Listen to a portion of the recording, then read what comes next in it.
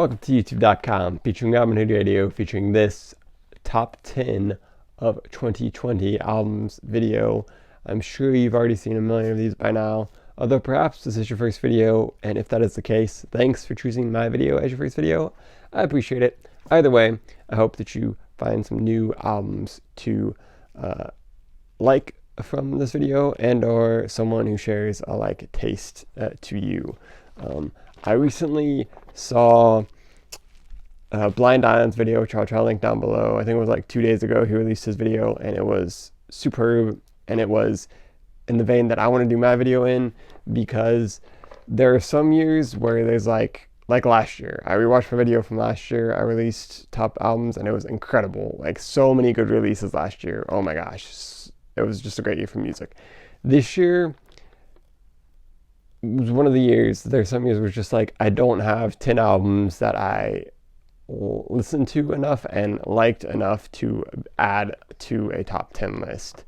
There are plenty of people, like pandemic obviously got people creative. I feel like more of that's going to come in 2021, although some did come out this year, but there is certainly a good amount of good music that came out this year, but there was not a ton that just like super drew me in. And some of the top 10 videos I've been seeing with like, they're like, oh my gosh, what a great year for music, is just music that I don't listen to, and it's just not my style. So without further ado, let's hop into the video. We're going to start with a honorable mentions. So first off, in honorable mentions, we're going to go with Johnny Flynn with his album Cillian. This album, not released in 2020. I'll tell you if it was released in 2020. I believe this was a 2016 release. And I think it's his most recent release. Could have been 2017, even 2018. I'm not sure on this one, but I found out about him through the Emma soundtrack, which is also an incredible film and soundtrack, so recommended. Although the trailer, absolutely terrible, but the film is actually really good, and I love the soundtrack. And Johnny Flynn both plays a character in the film and is featured on the soundtrack. And his style is awesome. It's kind of like old style English folk, but with a very modern flair, and it's incredible. I really enjoyed it. So Cillian is an album I would highly recommend. Next on the list, Alice Schmidley with Balance and Composure. Not on my top 10 list because it was an EP, and I'm not going to put an EP on my top 10 list, but this was a 2020 release.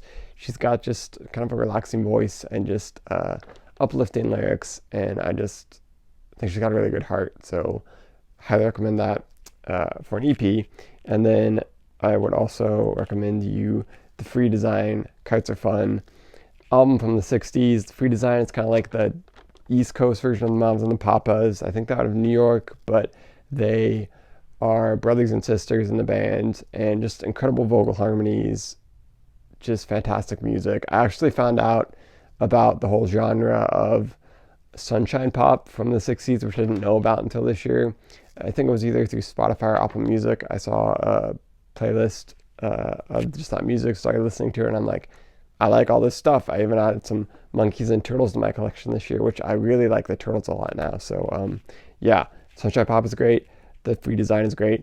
Haven't purchased the album yet, kind of like hesitant because I want to find it in person, and just also not really laying down the money. I haven't really laid down the money for more expensive old record yet, so I should do that at some point. But I almost won it for cheap in an eBay auction, but that didn't end up.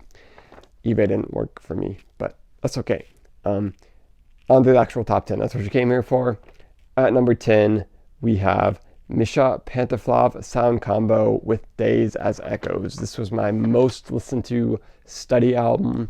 I found out about this through the Coal Mine Record email subscription I'm a part of. They got some copies to sell, so they sold some. It's sold out on their Bandcamp, the vinyl. I don't own it. I only own one of these albums, like in a physical format, so I'll show that one when we get to it. But this is like jazz, funk style music, instrumental. It's incredible. A Few Layers for Smith, favorite song of the album. So fantastic. Obviously referencing, I believe, Jimmy Smith. Just so good.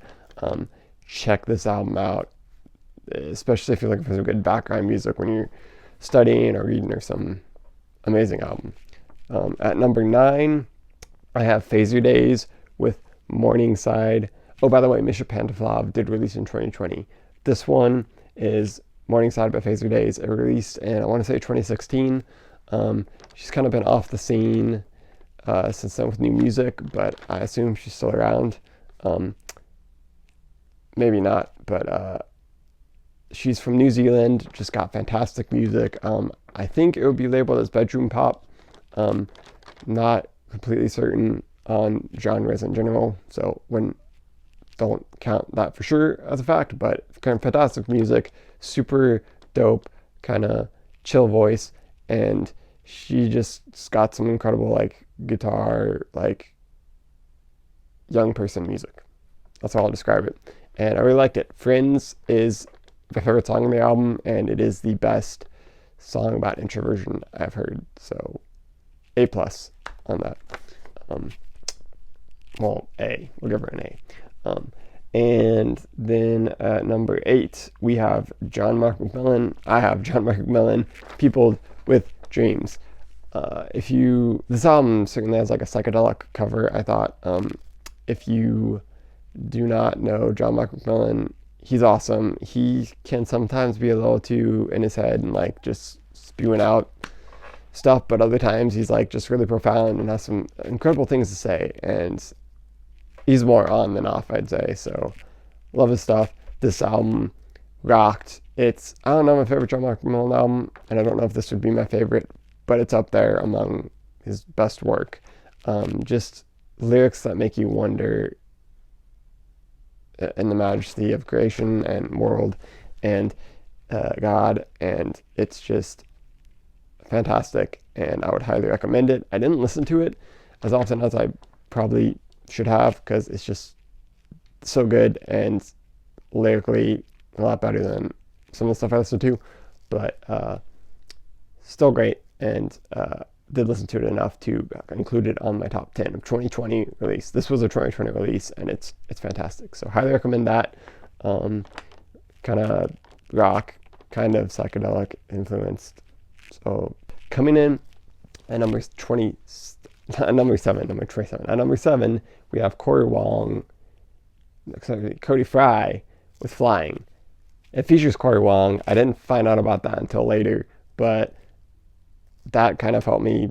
I don't know. I feel like I found out about it again because Cody Fry did a collaboration with Corey Wong and the Metropole Orchestra, and that was incredible. And they played one of the songs off this album, and then I listened to the song, and it's Want Me Back, favorite song on the album. It should be like a mainstream pop hit. It's so good.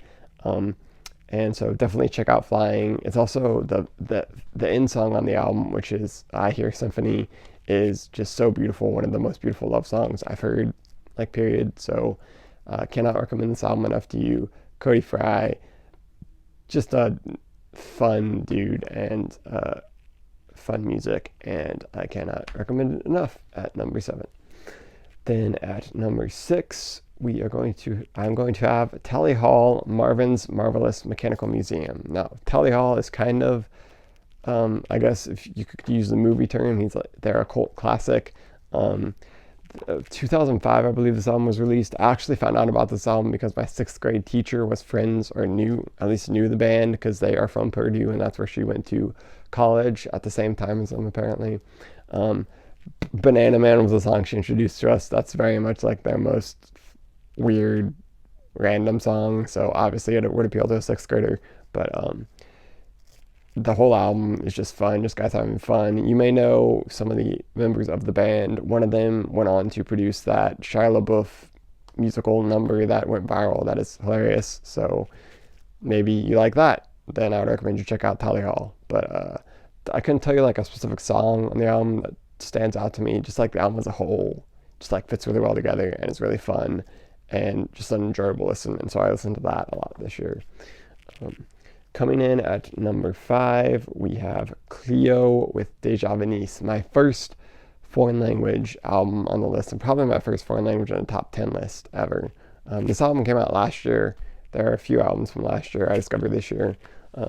But yeah, the first French artist, I was just like, wow, this is like just incredible. Not even because it's French, just because musically it's awesome. So this is the first also Phaser Days I found out about her through YouTube, and Cleo I found out about through YouTube because YouTube music recommendations has been doing like better than Spotify even for recommending me amazing stuff. So I'll try to link a video down below for her, one of her songs, because she has like 1 million views on one of her. Phaser Days, this video has, I think, even more than 1 million. It's crazy, but crazy amount of views.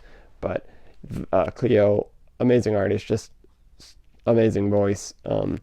Also very French. Not that I can necessarily say that I know what that would be practically, but from what I know of French culture, I feel like she's very French, and I think that's awesome. So Cleo Deja Vu at number 5. Number 4 is the only one I own on physical format, and that is Nick Lang with Lemons. I knew him from his first EP. This release this year. He's got a good number of listens on Spotify now. I found out about him through Spotify actually. So I've been following him since I found his EP through Spotify. And then this release this year, it's got some cool artwork by him. He did.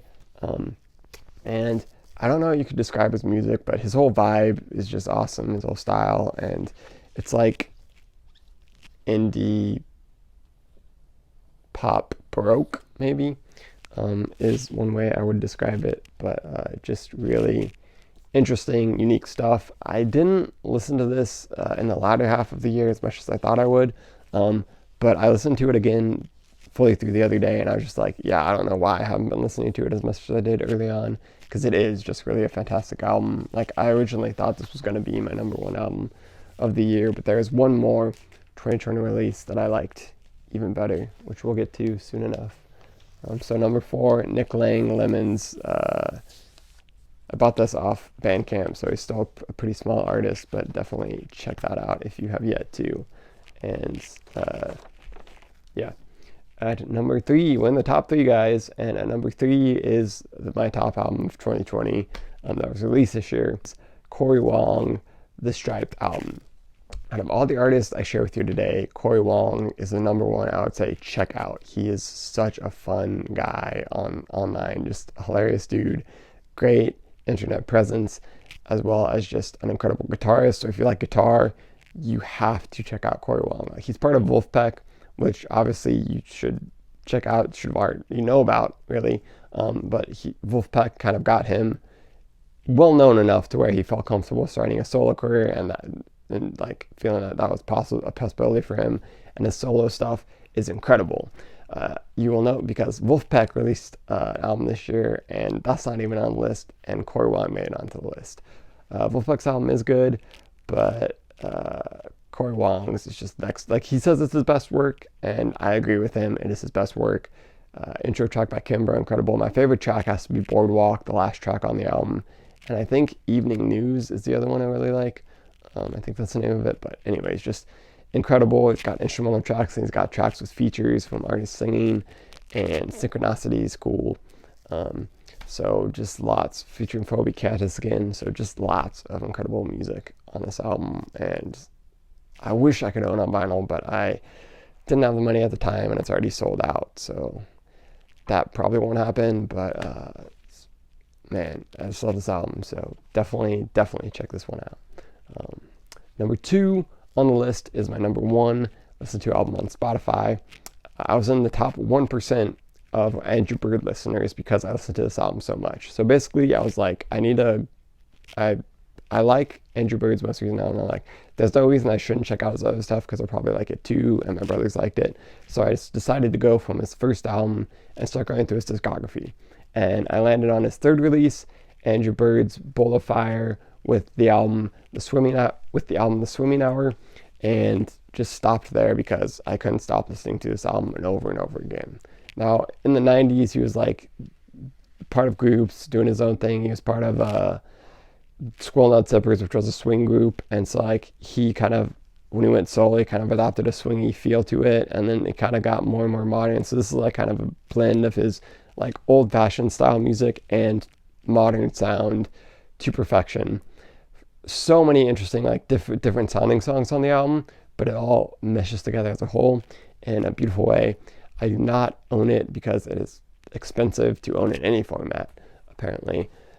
But I once would like to maybe even just own a CD someday. But it's just such a fantastic release, front to back. My favorite song is Dear Old Greenland, the last song, but there's just so many incredible songs. The first 2 tracks, like, started off and just like, you're like, yeah, this is going to be incredible. And it just keeps getting hotter and hotter. Everybody's Waiting to Talk. That's another great one. It's kind of like indie folk with his own like swing influences and rock and roll influences on songs. It's kind of all over the place, but it works and it's incredible, and I would highly recommend you check it out. He's a violin player too, and he's kind of famous for his whistling, so just my type of music, so definitely recommend this to you. And then at number 1 is the other foreign language album on this. As I said, there would be one, and this is it. This is Voyu with Les Brutes de la Ville. I didn't mention this with Cleo, but this is kind of my French year, which is why I started listening to Cleo, because I started taking French classes in college this semester. It was obviously a requirement, so it's not super by choice, but I also would like to know another language, so I've tried to invest myself in the language as much as I can, with it being a college class. That college environment in general is not a great place to learn a language, and my teacher is not like the perfect teacher, but she's all right, and I'm learning some. Language is difficult, but I'm just trying to get myself invested, and I found Voyu, interestingly enough, through Instagram. I followed this page, this French page that posts music they like. So he posted Carnival by Voyu, a song that was released this year, and I couldn't stop listening to that song once I checked it out. It is my number 1 listened to song on Spotify this year. And then sometime after listening to it, probably a month or 2 after listening to Carnival song, I was just like, I'm finally, just going to check out his first album, full-length album. So I did, and it's incredible front to back. It's joyous indie pop from France. He plays trumpet. He's got that kind of trumpet orchestral stuff going on, but pop electronic sounds as well. And he's got a really good voice. And he's a funny dude. Like, from what I can understand of French, he's a very funny dude. Just on his internet personality, and then in his music videos, which are fantastic. I'll try to link the Carnival music video down below so you can check out that fantastic song and funny music video. Like the second song on his album is translated to, I want to say, On a Tandem Bicycle Alone, which is humorous. And then he's got his name, Voyu in French, actually means juvenile delinquent. So just funny dude, incredible music. Like, I vibe so much to his music. It's great stuff. So that is why he's at my number 1. And hopefully I may be getting his vinyl in, but I bought it from the shady eBay sellers who are either have really good ratings, came in, no, it's good, or really bad ratings, it was damaged, or they shipped the wrong thing, or they didn't send me both of the things I ordered. So we'll see if he gets this order correct. Hopefully he does, because otherwise there's no way I could really own this album outside of paying a heck ton of shipping for getting it outside the US. Apparently it was originally available on this Bandcamp, and I just didn't get on them early enough to be able to get it. This album is from last year, 2019, which I don't know if I mentioned. Andrew Bird's Bowl of Fire album, Swimming Hour, was released in 2001, I want to say. But yeah, Voyu, Les Brutes de la Ville. Hopefully that's on his album cover. I'll try to type it out so you know what to search for if you want to search it up. But fantastic album. Cannot recommend it enough. Number 1 of the year. If you're cool with checking out some French indie pop, doesn't get any better than this. I haven't listened to a ton of foreign language albums, so this means next to nothing, but probably my favorite foreign language album I've ever heard. So he's also got the song on there, Il Neige, which has got a cinematic piano part I love, just front to back. Again, incredible. So that's the video. Hopefully you enjoyed it, and maybe you've had some cool new albums to check out, or maybe you just think I'm a weirdo and who is this guy. Either way, hit that like button, click that subscribe button, and stay tuned for more content from a dude who uploads videos to youtube.com. Thanks for watching. Robert Hoodie out. You have a great rest of your day.